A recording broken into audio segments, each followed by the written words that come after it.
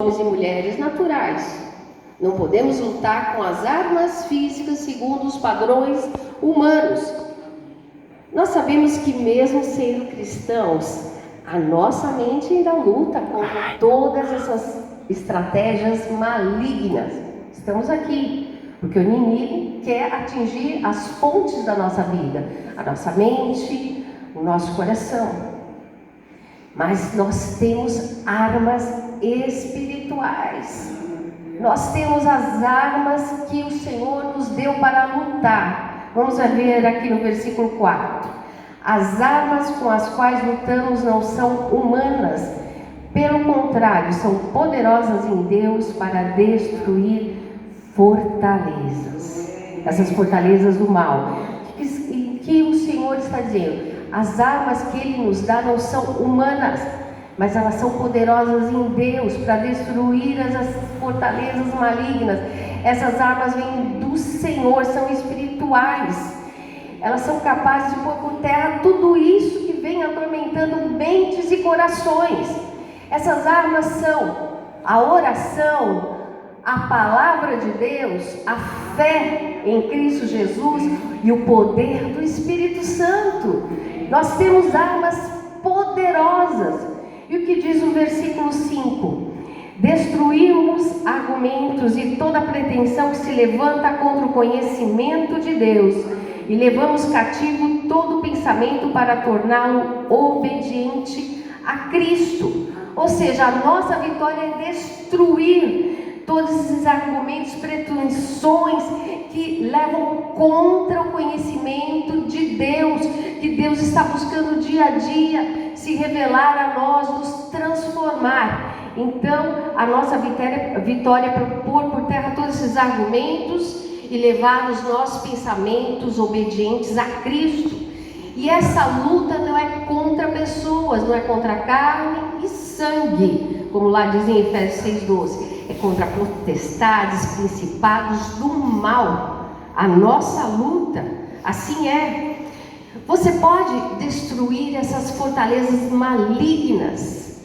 Você pode desfazer todas essas argumentações mentirosas. Como? Refazendo as tuas escolhas, mudando a sua forma de pensar. O pensamento do homem, ele é pré-orientado. Sempre temos referenciais, algo em que nos orientamos. Qual deve ser o nosso referencial? O nosso referencial deve ser o Senhor Jesus Cristo. Ele é o maior referencial e mais verdadeiro que nós temos. A vitória é levar os nossos pensamentos, sim, ao Senhor através do Evangelho, através do Espírito Santo. Praticando a oração, a leitura e meditação da palavra do Senhor, nós vamos vencer este mal. Nós temos que aprender a pensar biblicamente. Nós somos cristãos, nós temos que permitir que a mente de Cristo renove a nossa mente. Nós não vamos pensar como o mundo. Então nós temos que nos arrepender, mudar a nossa forma de pensar, mudar as escolhas, os hábitos, os comportamentos para ter a identidade de Cristo, a mente de Cristo, o caráter de Cristo. É isso que o Senhor espera de nós.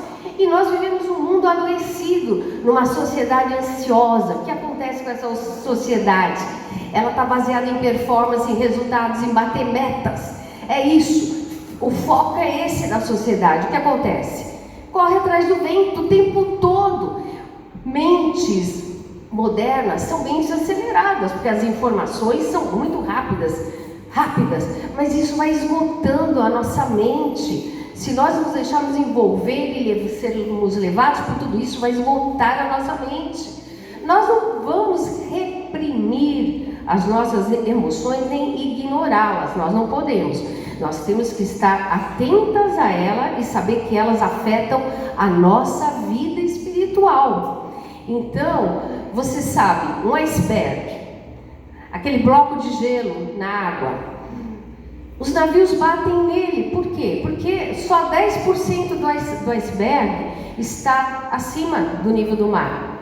90% está abaixo, escondido. Assim também funciona com os nossos sentimentos. O que sentimos, a gente demonstra muito pouco, mas eles estão lá. e eles afetam a nossa vida sim. Então, para ter uma vida espiritual saudável, nós precisamos ter uma vida emocional saudável. A palavra do Senhor nos diz, e a graça de Deus nos permite ir além do homem natural. A graça de Deus nos permite derrubar as mentiras, derrubar tudo isso que aprisiona a nossa vida e trazer a liberdade. Nós temos o Espírito Santo. Será que nós temos o Espírito Santo na nossa vida como conselheiro, como amigo, aquele que traz discernimento, conhecimento? É essa a função do Espírito Santo na nossa vida. Além do consolo, ele é companheiro, ele é amigo, ele nos direciona para Cristo. E a nossa mente, para onde estamos direcionando? Filipenses 4, Paulo diz, o que nós devemos pensar? Pensar no que é bom, no que é verdadeiro, no que é justo, no que é virtuoso, no que é amável. É nisso que nós devemos pensar. Não pensar em coisas ruins, coisas bobas que não levam a nada e que sujam a nossa mente. Então Filipenses 4, Provérbios 4 diz, guarda a tua mente e o coração, guarda as fontes da vida, guarda o teu tesouro. Aonde está o teu tesouro, lá estará o teu coração.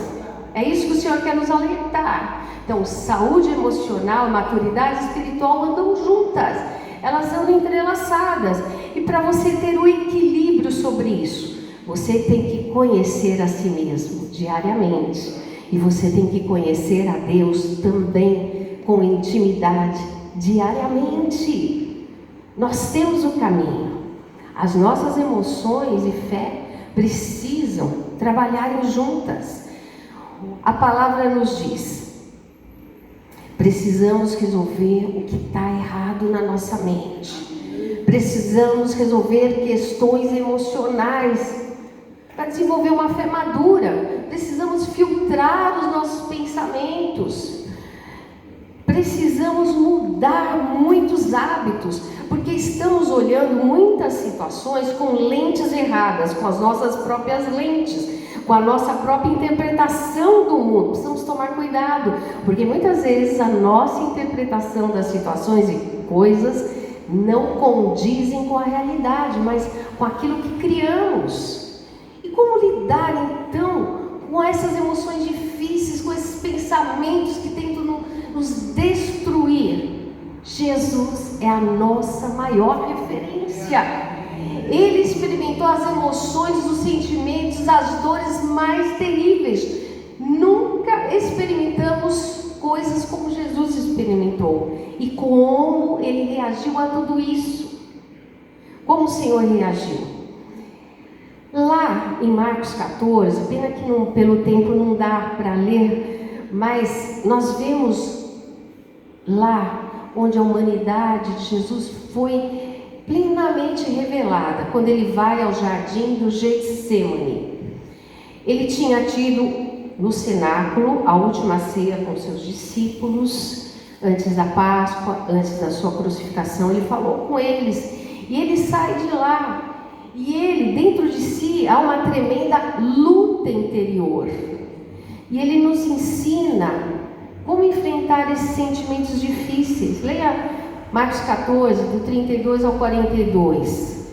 Ele vai até o Getsêmani para orar antes da prisão. Ele estava aflito pelo cálice que ele ia provar. Ele sentiu, ele fala, angústia de morte.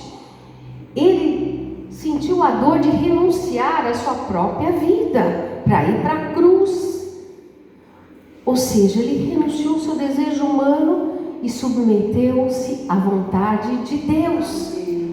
O sofrimento mental que Jesus passou foi tão terrível que os vasos de sangue da sua pele se romperam e ele suou sangue. Uma dor terrível ele estava experimentando.